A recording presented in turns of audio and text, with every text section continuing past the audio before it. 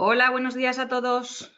De nuevo, bienvenidos a la primera webinar del grupo de trabajo de dolor de la sociedad. Soy María Elviro, soy la coordinadora actual y nada, quería lo primero agradeceros a todos el que os hayáis podido volver a inscribir tan rápido. Esta es la única vía además que vamos a tener últimamente, ¿no? Próximamente de docencia por pues, la recomendación y la obligación del consejero de Sanidad. Y bueno, pues esperamos que la verdad que disfrutéis muchísimo de la ponencia. Solamente voy a robarle un par de minutos a Ana Mínguez, que es la docente que va a dar la sesión, para deciros un par de cosas. Una es lo mismo que la semana pasada anuncié el curso de una jornada que teníamos el 24 de marzo. Borja, si me puedes poner la diapo. Era simplemente para, obviamente, deciros que se ha cancelado la jornada y que pasaremos pues a informar en cuanto podamos volverla a realizar. No sabemos si podrá ser online. Esto ha pasado también con el curso Opioides en Laguna. He tenido que cancelarlo y posponerlo, ¿no? Entonces nos planteamos hacerlo a lo mejor en otoño. Y bueno, pues ahí quedará y no os preocupéis porque os vamos a avisar que esto no queda cancelado, todo pospuesto. En segundo lugar, comentaros que haremos la sesión que va a dar Ana. Podéis ir mandando preguntas en el chat, lo podéis poner al final de la sesión. Podremos responder las preguntas que vayáis teniendo. Y bueno, pues nada, dar las gracias de verdad a Ana por el esfuerzo, por el triple esfuerzo. Ya no sé cuántas veces hemos intentado hacer esta jornada.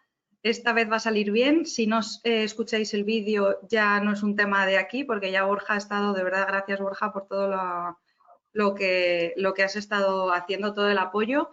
Y subid el volumen porque se escucha bien ahora a Javier. Javier es nuestro protagonista. Es el protagonista del vídeo, de la sesión del caso clínico, que nos va a contar, es un paciente con dolor crónico no oncológico, que nos va a contar su experiencia, que es lo más bonito que puede hacer, ¿no? Que podamos entender desde dentro realmente lo que siente un paciente cuando tiene un efecto secundario, cuando tiene dolor, todos sus problemas sociales, y entenderle a él y escucharle. Y eso, la verdad, es que tiene mucha suerte nuestra compañera Ana Mínguez, que es nuestra ponente, que es doctora, es licenciada, es especialista en farmacia de hospital y tiene su propia consulta de dolor, de atención farmacéutica a paciente con dolor dentro de la unidad de dolor del Hospital General de Valencia. Ella ha estado con Javier, le queremos dar las gracias a Javier desde aquí para grabar esta experiencia que ha tenido él y contarnos todo su proceso. Y la verdad es que es una gozada ver cómo un profesional sanitario como es un farmacéutico de hospital pues puede llegar de esta forma, ¿no? Al paciente, a estar en contacto con el medicamento, a poder intervenir, a si tiene interacciones, recomendaciones, hasta de administración, ¿no? Le puedes recomendar.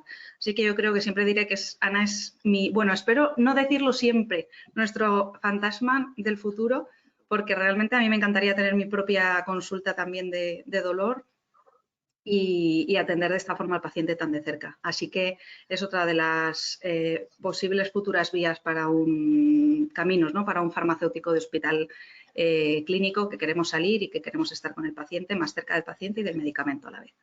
Así que sin más dilación, ya veo que hay bastantes asistentes, luego se conectará más gente, pues y para que todos podamos volver a trabajar a tiempo, doy paso a Ana Mínguez para que nos cuente el caso clínico de Javier. Muchas gracias. Vale, ya estás. ¿Ya? Hola compañeros, buenos días desde Valencia. Es un placer volver a estar con vosotros. Esta vez sí que lo hemos conseguido.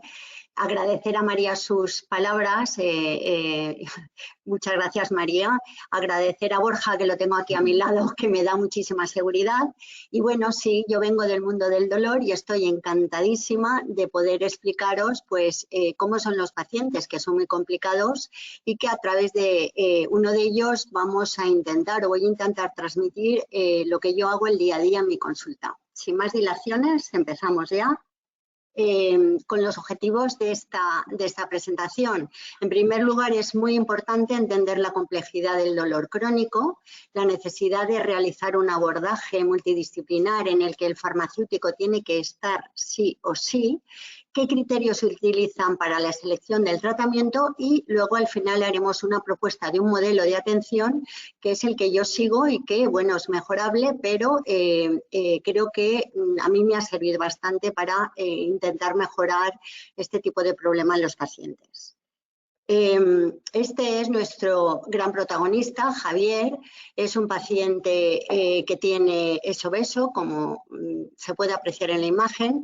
Tiene una diabetes de tipo 2. Tuvo una fibrilación auricular que precisó una ablación en el año 2017 y sufre una depresión crónica. La historia de dolor de Javier comienza ya hace muchos años, en el 2006, cuando él tenía 45 años, que se le diagnosticó una espondilolistesis con lisis en el pedículo izquierdo de grado 1. Esta patología es él tiene un grado 1 en este año y se produce un deslizamiento de una de las vértebras, normalmente hacia adelante, que va avanzando a lo largo del tiempo hasta que al final colapsa la vértebra y se rompe. Por todo ello, Javier sufrió ya con grado 2, casi 3, una artrodesis L4, L5S1, que aquí la veis las resonancias o las radiografías, perdón, y que se le fijó para que el desplazamiento no colapsara.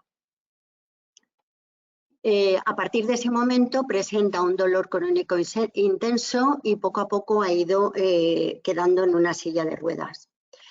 En el año 2015 se le deriva en la unidad del dolor, diagnosticándosele de un síndrome de espalda fallida, también llamado un síndrome de raquis postquirúrgico, y se le pauta Targin de 10 cada 12 horas, pregabalina lírica 75 cada 12 horas, y en ese momento sufría algunas crisis de dolor insoportable por lo que se le pauta fentanilo de rescate de 100 microgramos para esas crisis tan intensas de dolor. Durante un periodo corto de tiempo se le hicieron diversas técnicas analgésicas, en concreto varios bloqueos epidurales, pero él ya estaba en un protocolo para un implante de electroestimulador, que aquí tenéis en la imagen. Es un implante que lleva unos cables y que por la acción de un estímulo eléctrico se impide el paso de la transmisión de la sensación dolorosa. Ya desde el primer momento él obtiene una mejoría del 30%. Durante 2 años está farmacológicamente mal controlado hasta que en el año 2019 mi compañero del psicólogo de la unidad del dolor me lo deriva a mi consulta por efectos secundarios a la medicación, en concreto somnolencia excesiva y alucinaciones. Esto es nuestra primera consulta, cómo Javier cuenta cómo ha cambiado su vida en el dolor.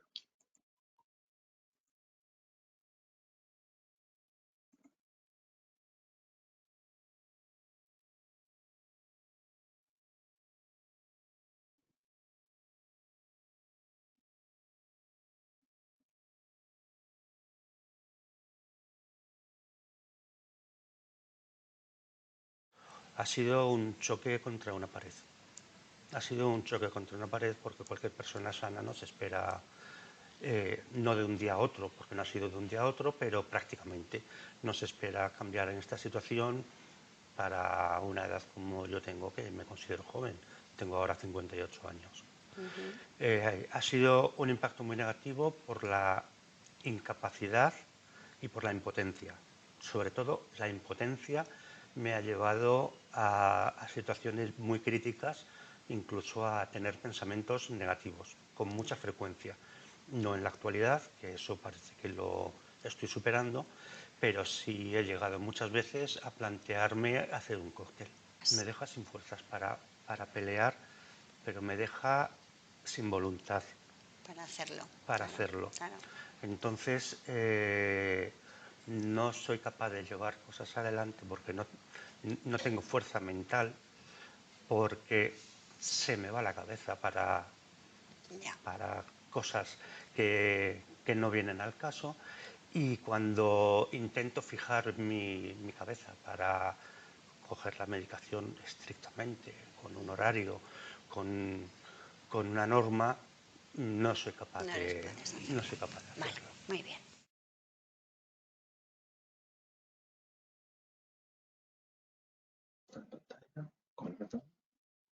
Clico.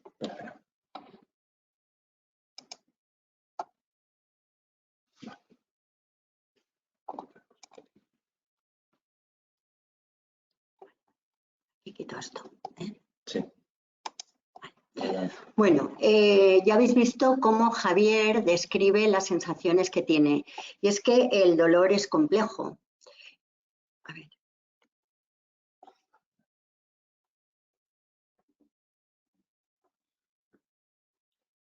Pues ¿por qué el dolor es complejo? Según la Asociación Internacional para el Estudio y Tratamiento del Dolor, el dolor es una experiencia que es sensorial y emocional desagradable, que está modificada por las expectativas, emociones y experiencias previas. El dolor es una vivencia personal, como veis que describe Javier, y que solo la sufre la persona que tiene dolor. Afecta a todas las esferas del ser humano y además trasciende el aspecto físico. De hecho, afecta a todas al ámbito personal, al ámbito laboral, al ámbito de relaciones personales, al ámbito económico, incluso al ámbito espiritual. Pero para entender bien el dolor tenemos que saber el concepto de la nocicepción. ¿Qué es la nocicepción? Pues es un proceso neurobioquímico de transmisión de un impulso eléctrico desde los receptores periféricos hasta estructuras superiores, hasta el córtex parietal y las áreas de integración encefálica. A la percepción de esta nocicepción es lo que conocemos con el nombre del dolor. Pero entre el lugar donde se produce la agresión y la percepción de este daño se producen una serie de procesos neurofisiológicos de la nocicepción.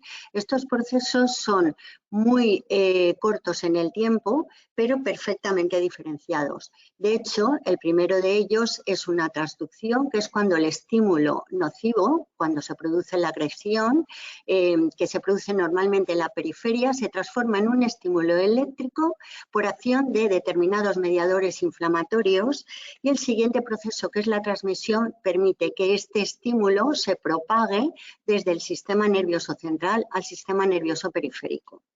Posteriormente se produce la modulación, que es la capacidad de los sistemas analgésicos endógenos para modificar esa transmisión del impulso en el asta dorsal de la médula espinal, hasta que finalmente se produce la percepción de este estímulo, de esta experiencia subjetiva y emocional que denominamos dolor, que cuando es crónico realmente pasa a convertirse de un síntoma a la propia enfermedad. Y entonces es cuando el paciente vive toda su vida pendiente de ese dolor. Como veis, en estos procesos podemos inhibir la transmisión de este estímulo. ¿Cómo? Pues con distintos medicamentos a nivel tanto de la transducción, de la transmisión, modulación y percepción. Medicamentos o bien a través de modular la percepción de ese síntoma, que es a nivel de terapias psicológicas, o bien atenuar ese síntoma, que son atenuar la transmisión de ese inicio del estímulo a través de la terapia física. Por todo ello, el dolor es una enfermedad compleja, que es biopsicosocial, y como veis al componente sensorial también se le une una vivencia personal. Entonces hay que un buen tratamiento debe de considerar estos dos componentes. Un tratamiento multidisciplinar que sea capaz de romper ese ciclo de experiencia del dolor que se refuerza con el área del daño y que es cuando el paciente hace un bucle que hay que romper por algún lado. Por todo eso, el abordaje es integral individualizado, porque cada paciente es un mundo. Javier nos va a ir contando sus experiencias. ¿Qué utilizamos? Pues un grupo de medicamentos, mezclas de medicamentos, utilizamos la terapia física acompañando y la terapia psicosocial. Con respecto al grupo de fármacos es muy variado y por eso debe de estar aquí el farmacéutico, porque el farmacéutico es un experto del medicamento y dentro del equipo debe de constar para controlar la seguridad y la eficacia de los tratamientos. ¿Y cómo realizamos la selección de los tratamientos? Pues bueno, hay que tener en cuenta, en primer lugar, el diagnóstico del dolor. No es lo mismo un dolor nociceptivo que un dolor neuropático, porque cada uno tiene su grupo de medicamentos asignado.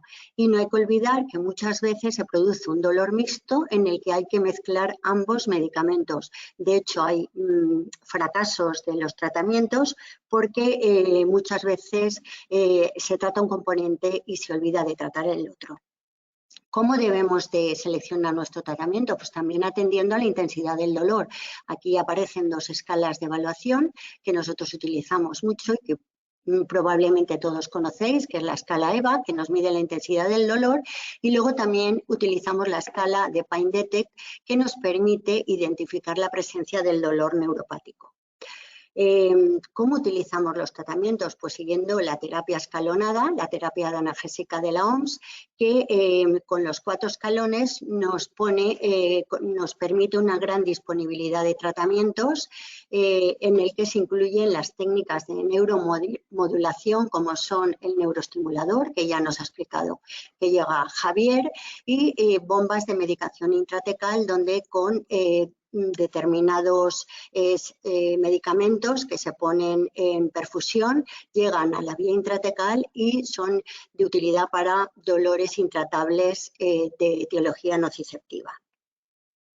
También tenemos que tener en cuenta el estado de salud del paciente. Aquí os presento un algoritmo que está publicado por mi grupo de trabajo ya hace unos años, pero para que veáis la cantidad de cosas que se pueden utilizar para los tratamientos. De hecho, hasta el tercer escalón por vía oral o vía transdérmica, incluso por vía subcutánea, puede ser utilizado por los equipos de atención primaria o los de los centros sociosanitarios.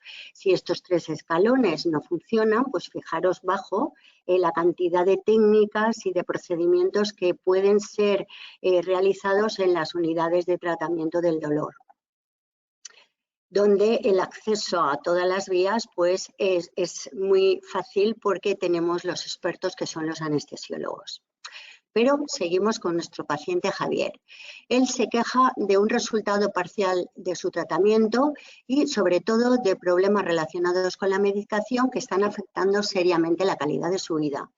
Le escuchamos y después se intenta ajustar las expectativas para poder comenzar a trabajar juntos.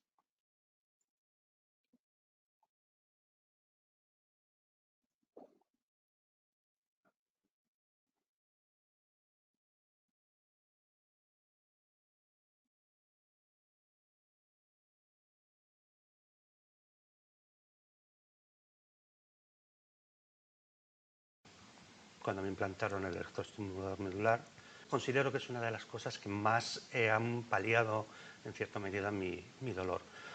Por otro lado, las medicaciones, si bien considero que deben estar haciéndome efecto, no sé hasta qué punto lo hacen, pero sí que me causan numerosos efectos secundarios.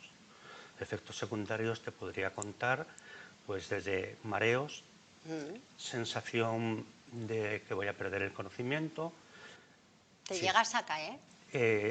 Sí, porque me produce también desequilibrios, los mareos van asociados a desequilibrios. Somnolencia tengo durante todo el día. Estoy como un poco vegetativo todo el día. Comprendo que la medicación que tomo es muy fuerte, pero me produce demasiadas cosas negativas que me gustaría que una medicación no me hiciera. Muchas alucinaciones. En este momento, menos que hace unos meses, de estreñimiento severo a diarreas. ¿Tomas laxantes tú o no? Algunas veces. Ya, pero de continuo no. De continuo no, pero cuando llevo unos días ya situado en el parte del estreñimiento, que lo considero ya muy fuerte, que ya me causa dolores en el intestino, sí recurro a... Mareos con caídas, ¿no? ¿Has tenido alguna caída que te haya producido algún tipo de lesión o algo? Lesión sobre la lesión que yo tengo, Ya, o sea, no. te has golpeado en la Me ha zona de la producido lesión. más dolor, pero no me ha incrementado la... ¿Náuseas y vómitos? Sí. Sí, has tenido también. ¿Alteraciones de memoria? Muchas. También muchas. De hecho, a veces estoy hablando y me olvido de lo que estoy hablando. Paso casi todo el día Todo en la el día cama. en la cama. ¿Sales o eso? No tienes Muy ganas. poco. Si entiendes que la situación en la que te encuentras ahora es una situación, esto es un síndrome, es un dolor crónico que te va a acompañar toda la vida. Esta unidad no es de una unidad que cura. O sea, tú estás aquí porque te han intervenido y entonces tienes una lesión. Nosotros no curamos. Nosotros lo que intentamos es dotar de calidad de vida, un poco de calidad de vida a las personas que sufren dolor crónico. Entonces, debes de tener muy claras tus expectativas porque ir en contra de algo que no es viable aún te puede frustrar más. Entonces, aquí vamos a intentar ayudarte en la medida que lo podamos.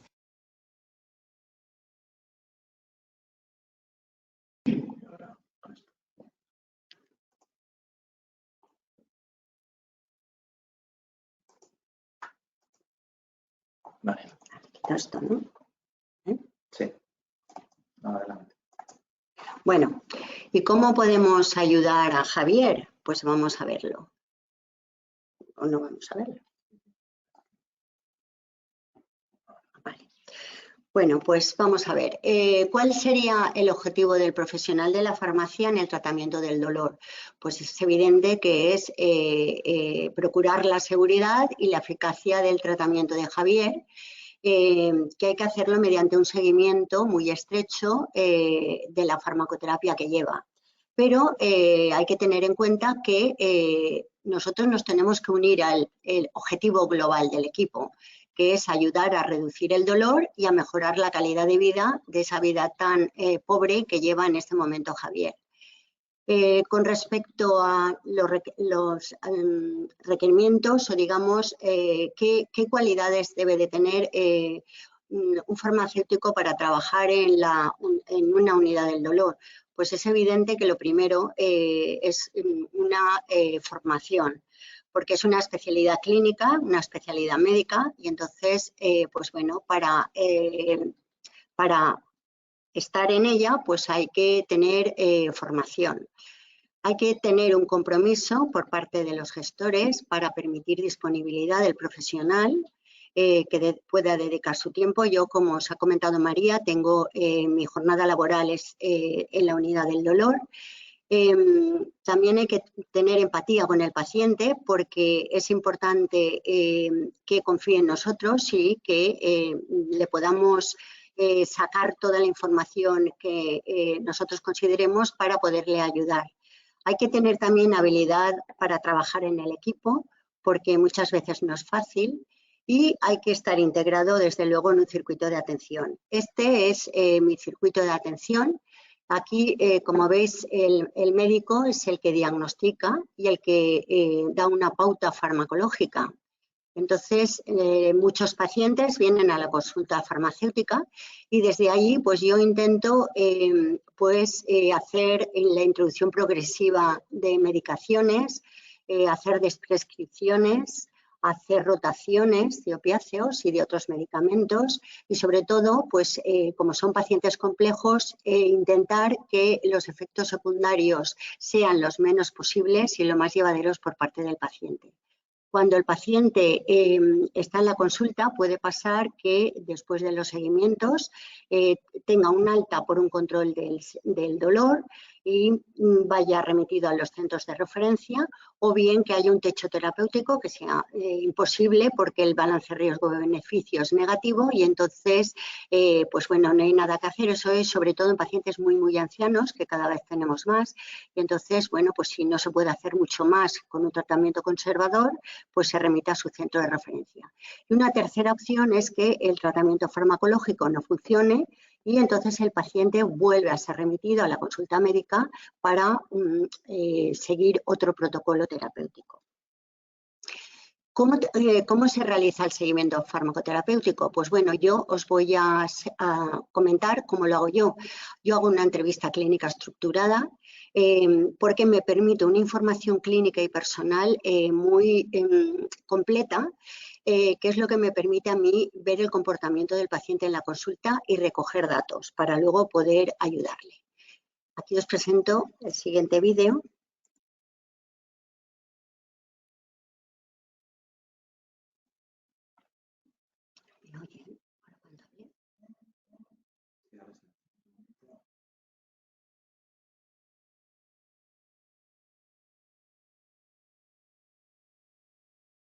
Y he estado revisando tu historia y realmente pues me gustaría conocer cuál es tu grado de dolor, porque llevas un neuroestimulador puesto. Nosotros te vimos hace un par de años, llevabas un tratamiento y ahora veo que llevas otro. Entonces cuéntame un poco cuál es tu situación actual del dolor, los efectos secundarios de la medicación, dime cosas.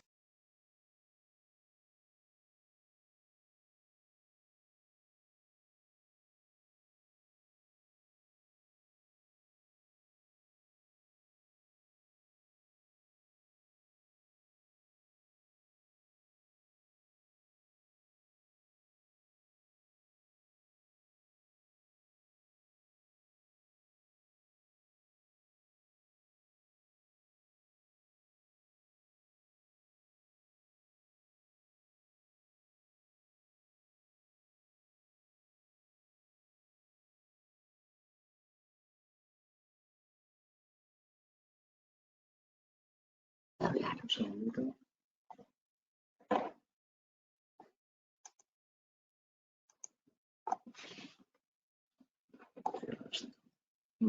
Vale. Ya está. Bueno, seguimos. Habéis visto la entrevista que se realiza, ahí se van cogiendo datos. Él ya ha explicado cosas antes que sirve para centrar el tema, pero luego sí que hay que recoger todos los datos en una entrevista clínica estructurada. Os explico rápidamente. Yo aquí cojo datos demográficos, a veces que me interesa mucho cómo vive el paciente. Datos clínicos de interés porque me dan idea de la complejidad del paciente. Hay sobre todo pues las enfermedades concomitantes, porque hay pacientes que tienen insuficiencias renales, hepáticas, en fin, varias enfermedades que pueden ser interesantes saberlas por el tema de las medicaciones. Pruebas analíticas y sobre todo también muy importante en la identificación de trastornos psicológicos o psiquiátricos, que ahora veremos cómo influyen. ¿No me pasa? Vale. Esta entrevista clínica estructurada también considera o contiene la evaluación del dolor y el impacto en la vida de Javier. Se mide la intensidad, se pasan escalas, como habéis visto, de intensidad del dolor, neuropático y nociceptivo, se mide el descanso nocturno, sobre todo se sabe si lleva medicación, que el paciente esta veces se olvida de decirla porque lleva muchos años, se identifica la movilidad y la función, las caídas y sus consecuencias, la actividad física y social y las metas y expectativas reales del tratamiento, que ya se las hemos explicado a Javier.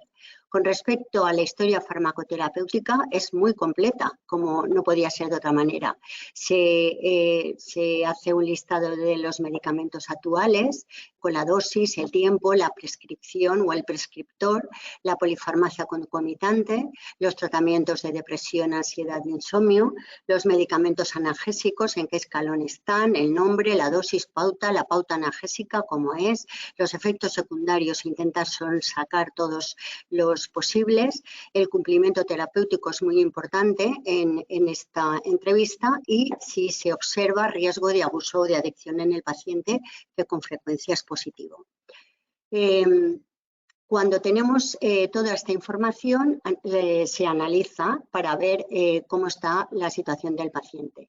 Y fijaros, esta es la relación de tratamientos que lleva nuestro paciente Javier. Lo primero es que es no polimedicado, porque lleva más de 5, es polimedicado, multimedicado, porque lleva más de 10 medicamentos, en concreto 15, que es una barbaridad. Otra cosa que llama la atención es que está siendo tratado, cosa muy frecuente, que está siendo tratado por 4 servicios distintos, hay veces que más, y que tiene dos grupos de medicamentos, que además es prácticamente la mitad del tratamiento que lleva, más de la mitad, que son fármacos analgésicos y el tratamiento por el psiquiatra, con lo cual las interacciones y todo lo que cuenta Javier que siente pueden estar muy relacionados con estos tratamientos. Si analizamos todo estos 2 grupos de medicamentos, nos damos cuenta que él siempre en la entrevista está diciendo que el neuroestimulador que lleva, ya implantado como una primera medida en la unidad del dolor, le sigue siendo eficaz. De hecho, describe un EVA de 6, que es un dolor intermedio, y luego lleva el grupo de medicamentos que veis, pero que se observa que ha tenido una escalada de dosis importante en el último año del opiáceo Retard de oxicodona naloxona. Tomaba de 10 miligramos hacía un año y 3 meses y ha pasado a 40. Y además se observa que no hay ni una mejora en la función ni cambia el patrón del dolor. Y otra cosa que se observa es que el consumo de fentanilo rápido que se había prescrito para dolor insoportable cuando llegó a la unidad del dolor, pues ha subido de forma muy notable a prácticamente de forma diaria. No hay mejoría tampoco en la percepción de su dolor ni en la mejora de su función. Aquí se valora si hay una hiperalgesia inducida o una tolerancia, porque la hiperalgesia inducida puede ser que se lleva mucho tiempo, el paciente lleva mucho tiempo el mismo producto químico y puede tener una sensibilidad nociceptiva a ese producto. O bien tiene tolerancia, que es cuando ya sabéis que al aumentar la dosis el paciente nota mejoría. Parece que Javier tiene una hiperalgesia inducida porque al aumentar el tratamiento su patrón de dolor sigue siendo constante. Lo que sí que está claro también es que presenta unos problemas de seguridad por secundarismos que son intolerables. El mismo ha descrito que tiene alucinaciones, mareos, caídas, estreñimiento. Y cuando valoramos el tratamiento psiquiátrico, pues también nos damos cuenta pues, que lleva un tratamiento muy intenso. Lleva 3 antidepresivos y lleva 2 tipos de benzodiazepinas. Recordaros que el 83% de pacientes con dolor crónico sufre depresión, por lo que os he contado al principio de la presentación. Y la coexistencia de estos 2 síntomas agrava cada uno de ellos. Es decir, un paciente que sufre depresión va a tener más dolor y un paciente que tiene más dolor va a sentir más su estado depresivo. Si analizamos el tratamiento de Javier, vemos que también tiene problemas de seguridad de importancia que podrían estar relacionados con la medicación. Tiene mucha somnolencia y luego lleva medicación, sobre todo las benzodiazepinas, un poco a demanda. El Orfidal toma 7,5 miligramos, que es una dosis importante, acompañada con el resto de tratamiento antidepresivo y la lleva un poco a demanda. Entonces, también nos dice, al hacerle la entrevista, identificamos que se pasa todo el día encamado y que, pese a tener una familia con una mujer que yo la conozco, que es una mujer muy vitalista, realmente está aislado de todo el resto de su familia. No existen prácticamente relaciones. Si nos volvemos a la primera imagen que hemos puesto del tratamiento del dolor, pues realmente no se cumple en la eficacia del tratamiento y encima hay problemas de seguridad. No existe un tratamiento psíquico y social porque Javier está en su habitación sin salir y encamado. Además, falta o falla muchas veces a las consultas de psicología y no realiza ninguna actividad física.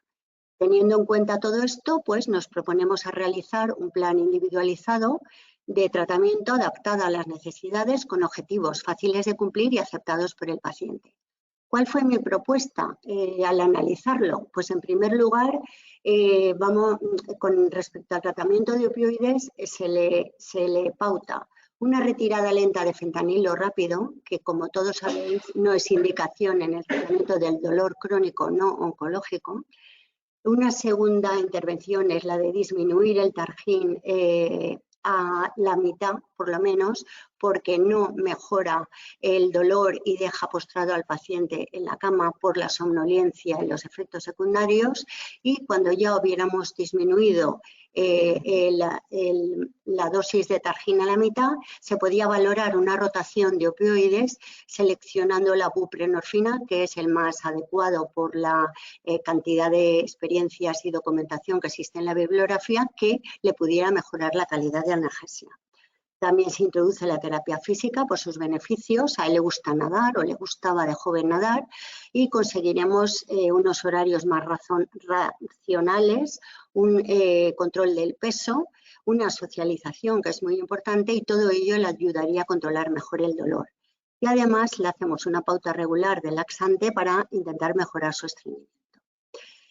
Con respecto al tratamiento de psiquiatría, tras la revisión, como es un paciente complejo que ha tenido pensamientos o varios intentos de autólisis, no se toca el tratamiento antidepresivo, pero sí que se le escribe una nota al psiquiatra porque tiene efectos secundarios de los dos tratamientos para que valore si por lo menos las benzodiazepinas se pueden ajustar o retirar.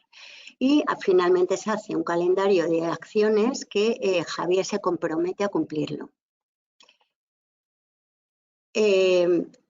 Otro punto clave del seguimiento será la evaluación de los resultados de nuestro plan y documentarlo en su historia clínica para que el resto de compañeros sepan cómo va funcionando el tratamiento. Esto es lo que comenta Javier cuando acude a nuestra cita de revisión. Cuenta cómo sigue su dolor y los cambios experimentados en su vida tras la reducción del tratamiento.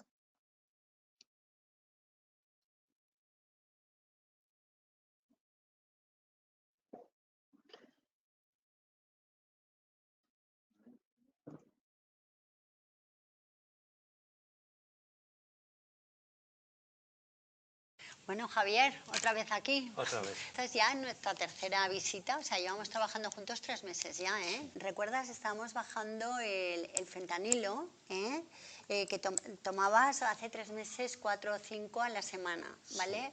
Sí. Ahora dime... He conseguido reducirlo a 1 cada 3 semanas. ¿A 1 cada 3 semanas? Sí, fácilmente. Quizá tenga más control del dolor o es que me estoy aguantando mucho más, pero soy consciente que eso es malo y debo hacer caso a lo que me dicen. No. Bueno, pues pasar de 4 o 5 a la semana a 1 cada 3 semanas, estás contento, ¿no? Vamos, sí, adelante. Mucho. Pues me alegro mucho. Y luego el Targin estábamos bajándolo muy despacito también, porque iniciamos con 40 y 40 y ahora... Sí, pero ahora ya he conseguido reducir. A ver, ¿y qué dosis llevas ahora? Despacito, con mucho trabajo, pero he empezado a 30 y 30, muy cada bien. 12 horas. Bueno, estupendo. Me está costando mucho trabajo. Ya lo sé, no es fácil, ya hablamos, ¿eh? La primera conversación que tuvimos ya quedaba claro que no es fácil. Sobre esto que estás haciendo. El primer salto de bajada. Y luego le mandamos la cartita del psiquiatra que veo que con el tratamiento que estás tomando... No subió Te ha subido el Reser, ¿no? Sí, te ha subido el Reser. Tomaba de 15 y sí, y te lo ha subido a 2. De 30, vale, que te lo tomas por la noche, ¿no? Te lo sigues tomando por la noche. Y me va, creo que bastante bien. Sí, descansas mejor y sí. Mejor. Y además tengo la cabeza más despejada cuando duermo. Vale. Y eso lleva aparejado que el Somnovit, el Oprazolam, también lo has disminuido. Somnovit, pues tomo a lo mejor 1 o 2 al mes. Al mes. Sí, vale, eso vale. Se ha reducido bastante. Bastante. ¿Y el Orfidal, el Lorazepam, que tomaba 7,5? ¿Ahora qué dosis estás? Estoy luchando, pero he conseguido llegar a los 2,5. ¿A los 2,5? A los 2,5. ¿Me digas? Bueno. Que el psiquiatra está realmente feliz con eso. Muy bien, estupendo. porque está empeñado en quitármelo. Vale, pues nosotros también estamos empeñados, ¿ves? Es que hay veces que trabajar conjuntamente da muchos beneficios, tanto para, no solo para vosotros, sino para los profesionales, porque creemos que lo estamos haciendo bien o vamos en buena línea. Sí. ¿Seguirás yendo a la piscina? Estoy contento porque voy, pero no con la regularidad que quisiera, pero he roto la barrera y he conseguido ir. Y que, a ver, has conseguido ir, ¿y cuánto consigues ir a la semana? Normalmente estoy yendo 2 veces. 2 veces a la semana. Y tengo en la cabeza ir 3. Pues bueno, ven aquí, dame la mano, porque vamos consiguiendo... bueno, eso me hace muy feliz. Sí, ¿no? Y además salgo un poquito a pasear a la perrita. Bueno, pues muy bien, tu actividad social, te relacionas, estás sí, más porque contento, la excusa de ir con el perrito te hace hablar con personas. Muy bien. ¿Ha cambiado el patrón del dolor con respecto? ¿Llevas menos medicación? ¿Te veo mucho más despejado, podríamos decir? Sí. Te veo más contento, ¿no? Contento, sí, indudablemente. Vale. Pero tengo mis momentos malos. Tienes tus momentos malos. ¿Pero eres capaz de controlarlo mejor que antes? ¿Tienes más fuerza mental para combatirlo? Sí. Sí, porque estoy un poco más lúcido. Estás más y lúcido. Entonces eso me ayuda a llevar las situaciones de otra manera. Mejor. ¿Tú crees que estás cumpliendo tus metas que te habías marcado? ¿O que nos habíamos marcado hace unos 3 meses? ¿Crees que vas por buen camino? Pues sorprendentemente creo que sí. Digo sorprendentemente porque cuando empezamos pensaba que me iba a resultar mucho, mucho más complicado. ¿Qué sensaciones tienes con todo lo que hemos estado trabajando y como tú pensabas que iba a ser? ¿Te está siendo duro? Explícame un poquito, pero muy poquito, o sea, para que yo pueda... Duro me está resultando, pero ahora la ventana la tengo un poquito más abierta, me entra más claridad en la vida. Me siento, al no estar tan aletargado y tan acosado por la medicación, siento un poco más viva la vida. Bueno, pues me alegro mucho. Me alegro mucho, es una definición muy chula. Y nos vemos el mes que viene. Muchas gracias, Pues muy bien. Javier. Hasta la próxima, Hasta Ana. la próxima.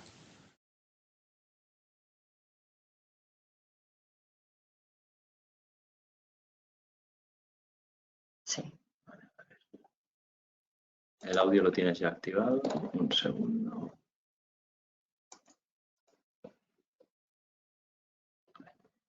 Ya está. Sí. Bueno, chicos, esto ya llega al final y un poco hacer unas reflexiones finales que son interesantes. Ya veis que el dolor crónico, ¿se trata de un síntoma o es una enfermedad? Pues es evidente que en este tipo de pacientes que llevan tantos años padeciendo, pues es una enfermedad y su vida vive en torno a esta enfermedad. El dolor nunca actúa solo, busca sus cómplices. Ya sabéis o habéis visto que el dolor y la depresión es un síntoma asociado. Son pacientes muy medicados, son pacientes que muchas veces buscando mejorar toman más medicación, mal cumplimiento terapéutico. Tienen muchos cómplices y por eso hay que tener habilidad para sacar a todos sus cómplices y poderles mejorar. Y por todo eso, yo creo que esta es una cosa, una conclusión que creo que es muy importante. Tenemos que intentar que la eficacia y la seguridad estén en el equilibrio. Y ahí intentaremos aliviar o aliviaremos casi con seguridad un poquito lo que es la percepción de ese dolor y que tanto amarga la vida en los pacientes. Muchas gracias. Vale, pues ahora vamos con la parte de preguntas. Vamos a ver si se activa María el audio, que no le vimos. Ya estoy. Vale, muy bien, María. Vale, pues tú creo que tenías ya alguna pregunta mientras la gente se anima. Sí, mientras se anima la gente, si Vale. tiene alguna cuestión, algo que le quiera preguntar a Ana de este paciente o de algún paciente que tengan su consejo profesional, o voy a quitar esto de aquí que lo tengo en medio.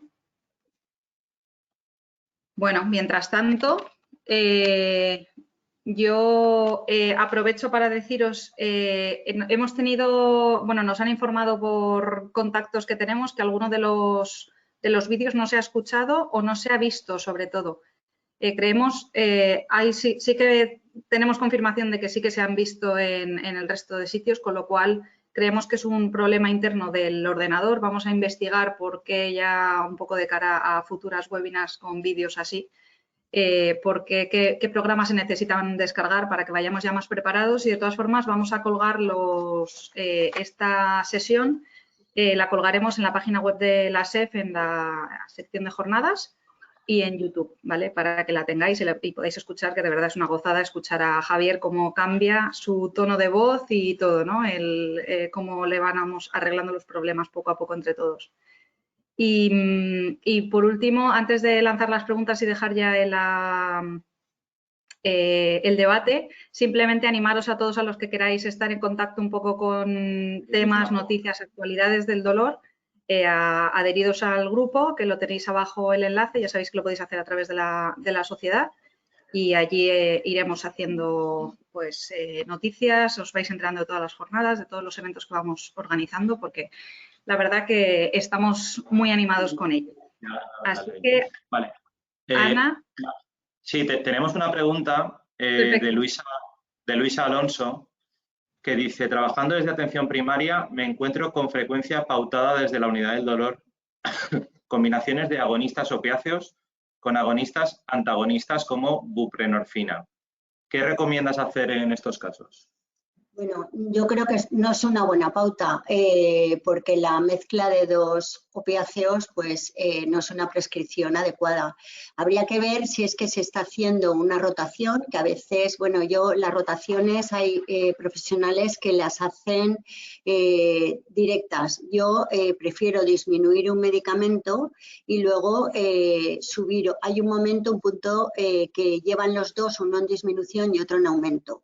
Probablemente se pueda deber a eso. Hay veces también que el tratamiento no se quita de la receta, o sea que yo eso también lo he visto, y entonces queda ahí los dos opiáceos y no sabes muy bien, pero vamos, en lo que se refiere al consumo del medicamento, yo creo que es mejor trabajar con un solo opiáceo y manejárselo bien. La buprenorfina es un medicamento que nosotros al principio lo utilizábamos poco, pero es que realmente si se utiliza bien funciona y el paciente lo tolera bien. O sea que me parece pues que los tiros podían ir por ahí. Pero la mezcla creo que no es nada aconsejable porque presenta problemas de escaladas, o sea, de mezclas que no deben de tener el paciente. Pues María, si quieres seguir con las tuyas, mientras llega el resto.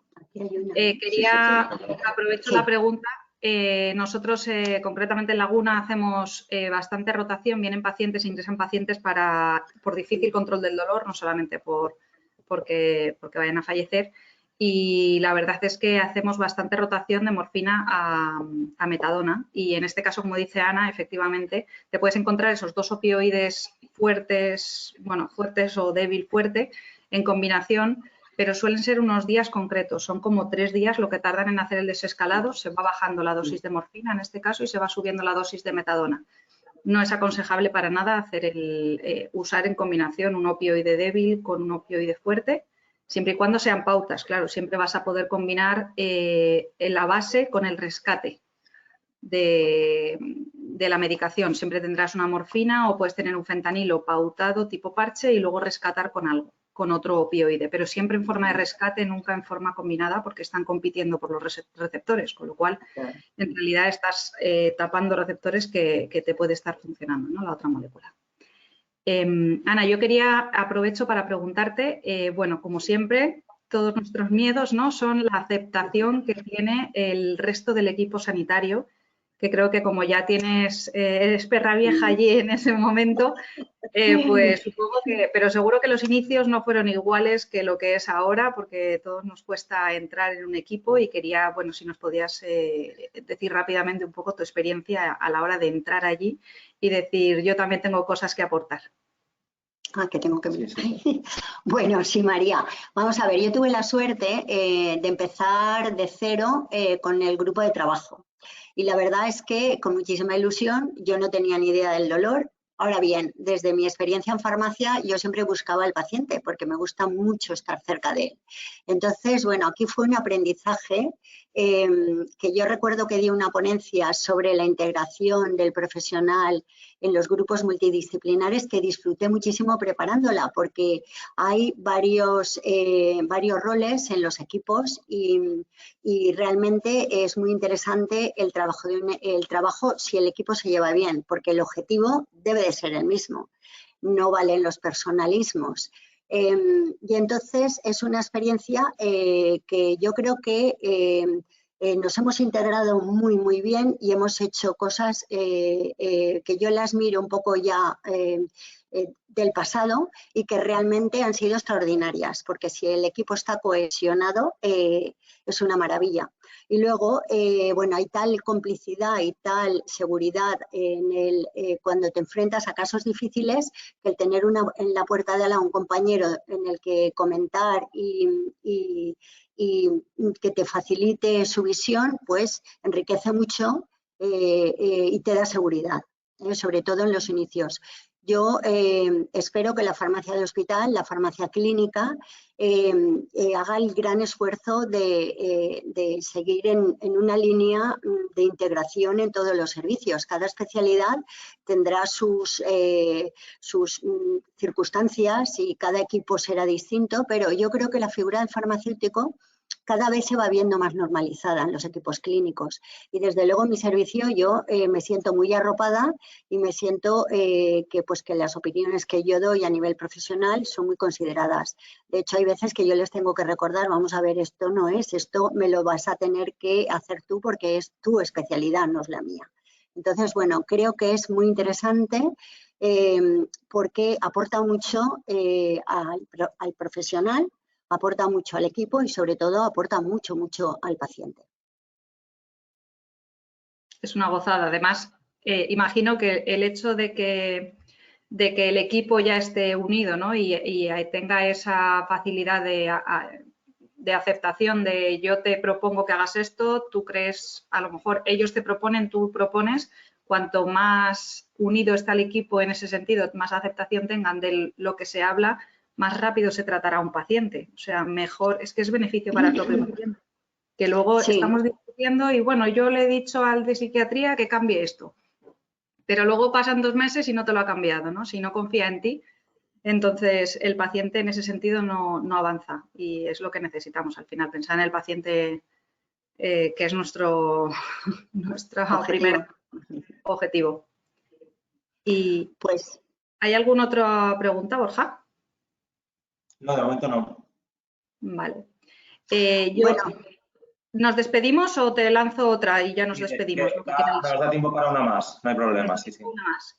Bueno, la otra que te proponía yo era, imagino que con tu experiencia ya, a nosotros nos pasa en Laguna en este caso, tú cuando un paciente te viene a consulta ya detectas, o sea, hay determinados signos, determinadas características del paciente que tú ves que ese paciente vas a necesitar más tiempo con él, va a ser un paciente más lento.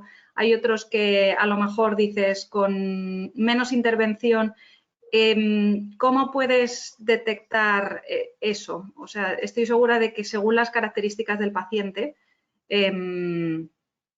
tú ya sabes que ese paciente te va a costar. Por ejemplo, Javier, tú ya sabías que te iba a costar. Era un paciente que ibas a estar 3 meses, ¿no? Has dicho, pues al final es un tiempo de intervención y seguro que luego lo verías regularmente. sí, vamos a ver, yo para que os hagáis una idea, tengo mi listado de pacientes y tengo normalmente 2 primeras al día, 2 primeras que se reparten a las 9 de la mañana, 8:30, 9, la primera visita, que está en mi listado como interconsulta, que es que me la ha pasado algún compañero que, bueno, ya pone en la historia clínica del hospital, ya me pone por qué lo pasa o en la sesión clínica. Y entonces esas primeras visitas son las que a mí me cuestan más. me cuestan más dependiendo, pues Javier se expresa bien, es un paciente, pero hay otras personas pues que más complicadas y sobre todo la primera, porque es ahí donde realmente puedes conocer al paciente de verdad. Y luego ya las visitas de revisión, que son las siguientes, son mucho más rápidas. Por eso mi tiempo de trabajo tiene 2 primeras normalmente, hay días que son alguna más, y luego ya son revisiones que es simplemente con el plan de tratamiento, cómo funciona y cómo no, y son más rápidas. No sé si esto contesta a tu pregunta. Sí, claro que sí. Mira, tenemos una más de Luisa Alonso. Dice, pregunta rápida, ¿tenéis algún circuito para cuando detectas adicción? Bueno, el tema de la adicción sí que detectamos. En algún caso, ya que hay 2 pacientes muy distintos. Está el paciente con dolor, que además es consciente de su problema de adicción y que en la consulta, yo cuando estoy con ellos, ya habéis visto que hay una pregunta que hay problema de abuso o adicción.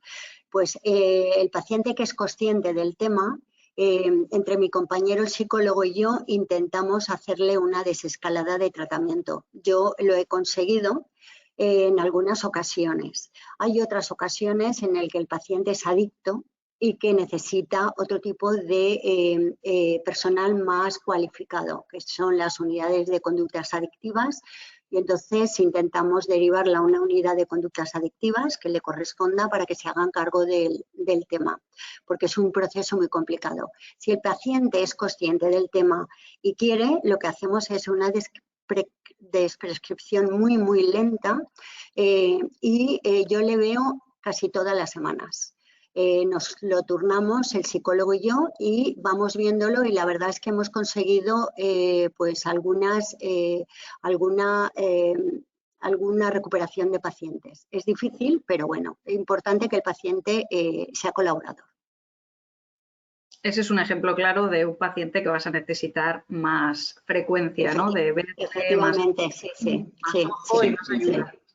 Sí, María, tenemos una más de Rafael Aguilella que dice, me llama la atención la ausencia de prescripción de opioide de rescate en Javier. El fentanilo transmucoso no tendría ese perfil. ¿Por qué no se pautó? A ver, yo cuando viene Javier, primero, nosotros en el tratamiento del dolor crónico de larga evolución no damos nada a no ser que sea una enfermedad muy avanzada. No damos rescate con opiáceos. O sea, el paciente está estable y lo que hacemos mucho hincapié es en las terapias no farmacológicas. En el caso de Javier, cuando él ingresa, cuando se está en el servicio, en nuestra unidad del dolor, el paciente sí que yo en ese momento no le vi, y entonces sí que se considera de interés dar una medicación de rescate porque él tenía crisis de dolor, lo que está notando en su historia clínica de una crisis más o menos al mes, que era de dolor muy intenso. Entonces, bueno, hay que llevar cuidado con este tipo de pacientes porque los tratamientos son muy, muy eficaces al principio, pero cuando ya llevan años, como él, los tratamientos son poco resolutivos y que además generan muchos efectos secundarios. Entonces, si tú añades ese tipo de medicación, pues todavía generas más secundarismos, y lo que hay que hacer es reducir al máximo el tratamiento. Y pues lo que he estado explicando en la presentación, que el paciente tenga las expectativas muy claras y que haga el triángulo completo. A Javier le faltaba 2 vértices de ese triángulo que eran muy, muy importantes. No sé si resolverá este tipo la pregunta. Yo estoy de acuerdo con eso. En este caso, tú puedes rescatar con opioide o puedes rescatar con escalones inferiores, en este caso. Claro, y siempre recomendamos, desde luego, empezar con el escalón inferior, sobre todo cuando tienes a un paciente delante que ya está con efectos secundarios, con lo cual todo lo que tú le añadas tienes que tener en cuenta que si él ya te ha dicho que se está tomando tantos rescates al día, tienes que sumar la dosis, porque quiere decir que el dolor no está controlado, no está estable. Entonces, todo lo que puedas rescatar con menos, sobre todo en este paciente concreto que tiene esos efectos, o sea, está cerca de la intoxicación, ¿no?, de los opioides. Lo que tratas es de quitarle cosas, de quitarle opioide. Entonces, en este caso yo también hubiera bajado, siempre y cuando el dolor te lo permita. Muy bien, María. Pues nada, ya tenemos cerrado el turno de preguntas. Creo que hemos respetado el timing que habíamos prometido y ya si queréis despedir la sesión. Bueno, pues nada, agradeceros a todos que hayáis estado allí, además hasta las 9:15, que agradecer a Ana de verdad el esfuerzo y a Javier el vídeo, el haber podido grabar este vídeo, porque creemos que es súper importante escuchar al paciente, y agradecer a Borja y a toda la SEF el poder hacer estas sesiones que creemos que son, y además que lo tenemos que os animo a todos los grupos, ¿no?, a hacer más webinars, porque creo que de aquí a verano por lo menos es lo que nos va a tocar, así que ahí estaremos todos en modo esponja para aprender de pequeñas sesiones que nos podáis